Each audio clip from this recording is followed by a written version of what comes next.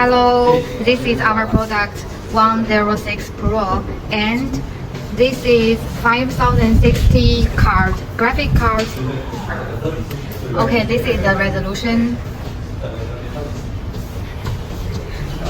Okay, this is one input DP, and also you can choose the HDMI, and there are 5 outputs. Now we have connect to 5 screen, 1, 2, 3, 4, 5. Okay, now let's control by the internet.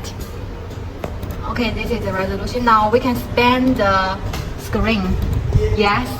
Okay, now the screen 1, 2, 3, 4, 5. You can see this. Now let's control the frame. 哎，这是它的外码，就是 This is the web address.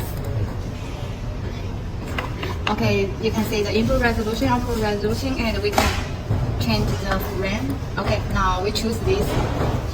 Okay, is this screen, these two screen? You can see the change, right? Okay, good. Now it's very good. 选择空调。 Okay, now let's see the 1 and 2 screen. You can see.